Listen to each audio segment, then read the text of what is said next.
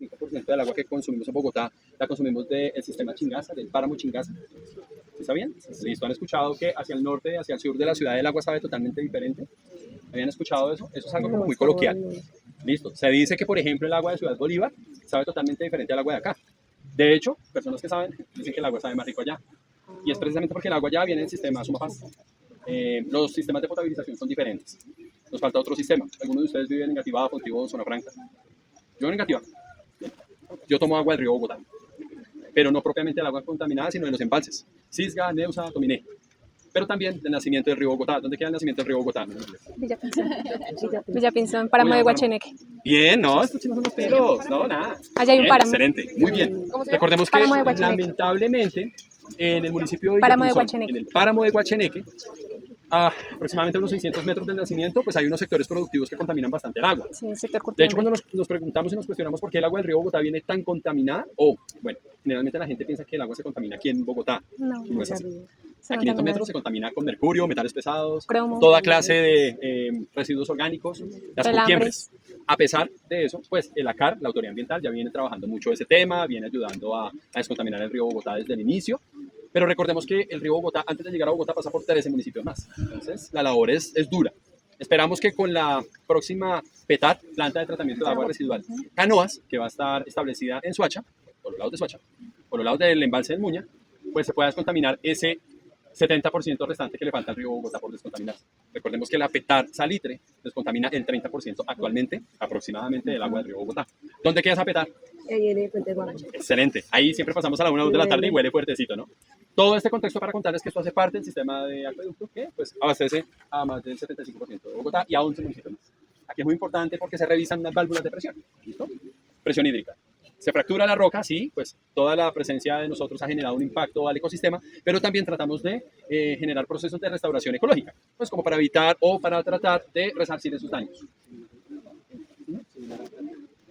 Uy, eso ya es muy agresivo, pero sí, digamos que sí. El fracking ya es otro nivel de impacto ambiental, pero bueno, digamos que todos estos procesos se han generado también en pro de algo más, ¿no? Entonces, en este caso, pues el abastecimiento del agua en Bogotá. Recordemos que nosotros tenemos sello de calidad a nivel internacional, tenemos la mejor agua a nivel latinoamericano que se pueda consumir. Hay otros lugares donde no podemos llegar a hacer lo que hacemos acá, abrir la llave y tomar el agua directamente.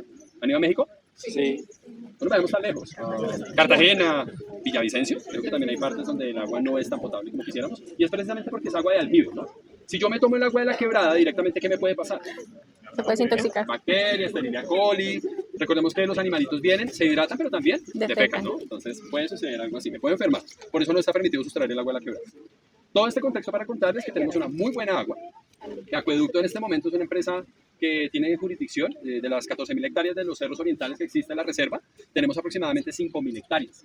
Se siguen comprando y recibiendo en donación precisamente para cuidar, proteger y salvaguardar el recurso hídrico. ¿Listo?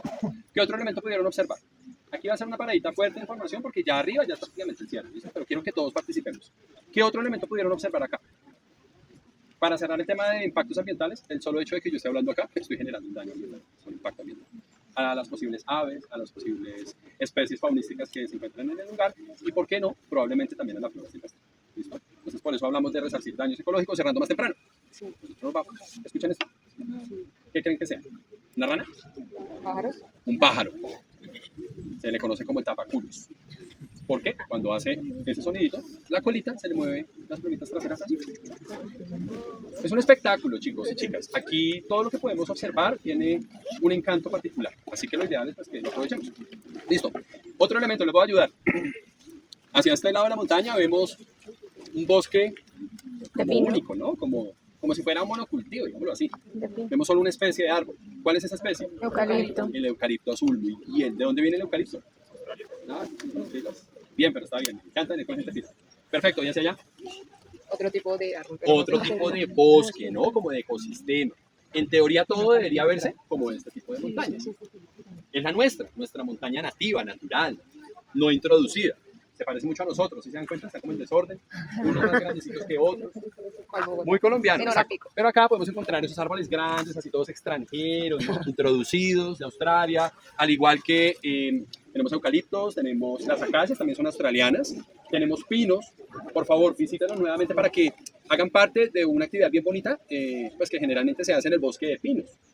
Si bien el bosque de pino no es nativo, perdón, no es nativo de acá, pues hace parte de uno de los factores cinéticos motivacionales más importantes de la gente, una buena foto, se ve muy lindo. Pero también recuerden que es un ecosistema altamente dañino para nuestra montaña. Cuando cerramos por riesgo de incendio, es por nuestros amigos los pinos. Y los cipreses, que no es el mismo pino ciprés, el pino ciprés no existe. Ciprés es una familia diferente del pino. Y esto es para que lo tengamos en cuenta. Todos estos árboles introducidos generan daños ambientales, miren cómo se alimenta la montaña, a diferencia de pues, nuestra montaña natural.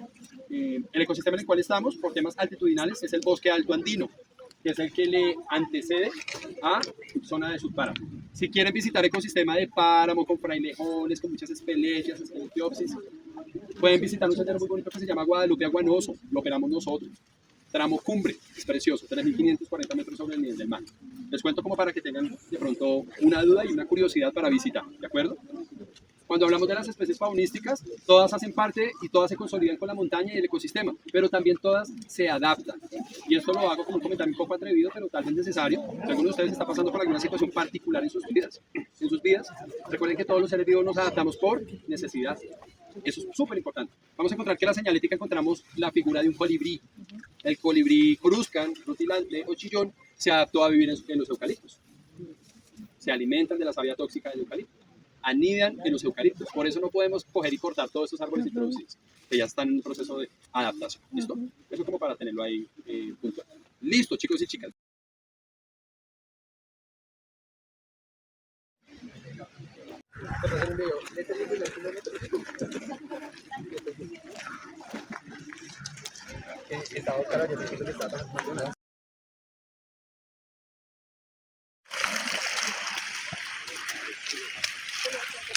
Cada vez que visitamos la montaña la vemos de manera diferente. Nosotros estamos subiendo constantemente, pero no nos deja de sorprender.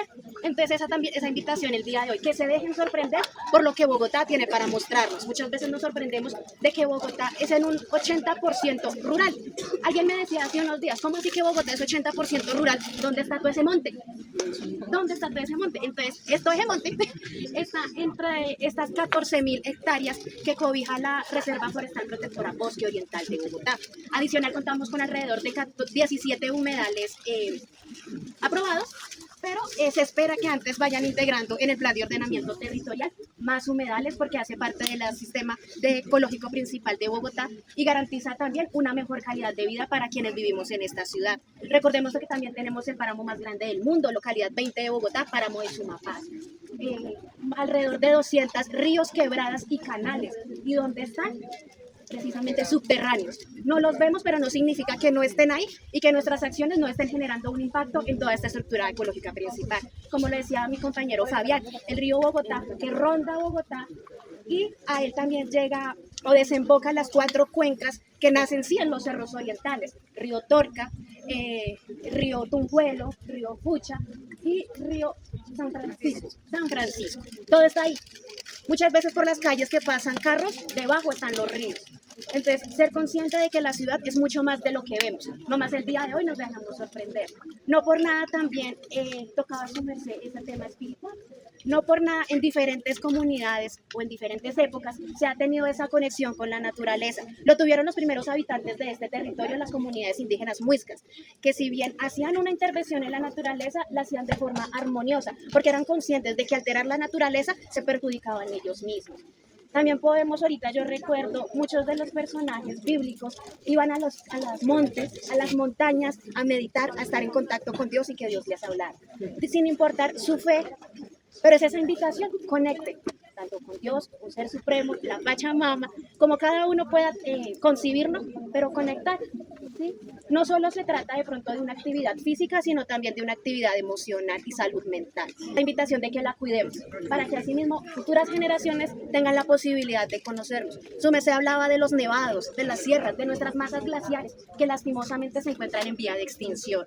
Una de las mejor conservadas en Colombia, Sierra Nevada de Cocuigüí, Canichita, se estima que solo le quedan 30 años de vida.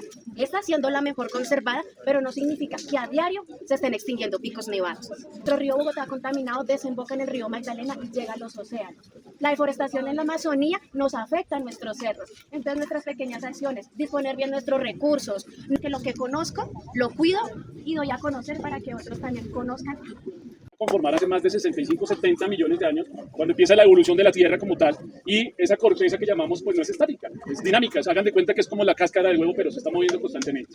Y pues la parte de geólogos como tal han determinado ciertos movimientos para poder darle significado a estas montañas. ¿A qué voy? Que existen diferentes movimientos que llamamos convergencia. Convergencia es básicamente que se chocan como tal y empiezan a generar ciertas presiones. A generar ciertas presiones empiezan a haber unos cambios de altitudes, que es lo que estamos nosotros disfrutando en este momento. Aquí estamos más o menos 200 metros aproximadamente con relación al nivel de nuestra ciudad de Bogotá. Es decir, empezamos a tener esa transformación en altitud.